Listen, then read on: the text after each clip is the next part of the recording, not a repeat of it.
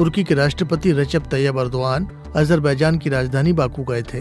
पिछले महीने खत्म हुए युद्ध में अजरबैजान की आर्मीनिया पर जीत के बाद अर्दोआन वहां सेना की विजय परेड देखने गए थे।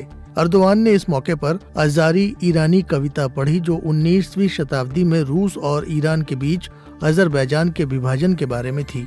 उसी को लेकर ईरान को चिंता है कि इसकी वजह से ईरान में अजारी अल्पसंख्यकों के बीच अलगाववाद की भावना भड़क सकती है। ईरान के विदेश मंत्रालय ने शुक्रवार को अपनी वेबसाइट पर लिखा, तुर्की के राजदूत को बता दिया गया है कि दूसरों की जमीन पर दावा करने और विस्तारवादी देशों का दौर जा चुका है। ईरान किसी को भी अपनी अखंडता में दखल देने की इजाजत नहीं देता। विदेश मंत्री जवाद जरीफ ने भी ट्वीट किया, राष्ट्रपति अर्दोआन को नहीं पता कि जो उन्होंने बाकू में गलत तरीके से पढ़ा है उसका मतलब ईरान की मातृभूमि से उसके इलाकों को जबरदस्ती अलग करना होता है। जरीफ का इशारा ईरान में अजारी लोगों के क्षेत्र की ओर था। जरीफ ने कहा, कोई हमारे प्रिय अजरबैजान के बारे में नहीं बोल सकता। ईरान की न्यूज एजेंसी ISNA के मुताबिक जो कविता पढ़ी गई वो पूरे तुर्की में अलगाववाद के प्रतीकों में से एक है।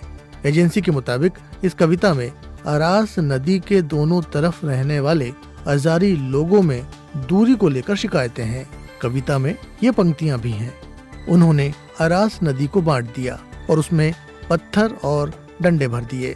मैं तुमसे अलग नहीं होना चाहता, उन्होंने हमें जबरदस्ती अलग कर दिया। ईरान के विदेश मंत्रालय ने बताया कि तुर्की के राजदूत को अर्दोआन के दखल देने वाली और अस्वीकार्य टिप्पणी को लेकर तलब किया गया है और तुरंत स्पष्टीकरण देने को कहा गया है। NTV के मुताबिक अर्दोआन ने अपने दौरे में कहा कि युद्ध में अजरबैजान ने जिन इलाकों को लिया है, तुर्की उनके पुनर्निर्माण में अहम भूमिका निभाएगा। उन्होंने बताया कि अजरबैजान के राष्ट्रपति इल्हाम अलीयेव इस पर 1 साल के अंदर कदम उठाने को राजी हो गए हैं। उन्होंने अजरबैजान को तुर्की के सहयोग की बात भी दोहराई और कहा, जब तक तुर्की और अजरबैजान साथ हैं, वे हर मुश्किल से निकल जाएंगे और एक सफलता से दूसरी सफलता की ओर बढ़ते रहेंगे।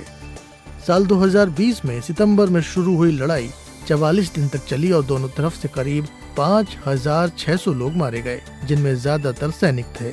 आखिरकार आर्मेनिया को शांति समझौते के लिए मजबूर होना पड़ा।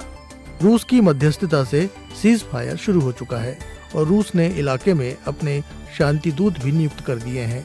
एक दूसरे समझौते के मुताबिक रूस और तुर्की मिलकर सीज फायर को मॉनिटर करेंगे। तब से आर्मीनिया में हजारों लोग प्रधानमंत्री निकोल पाशिनियन के इस्तीफे के लिए विरोध प्रदर्शन कर रहे हैं।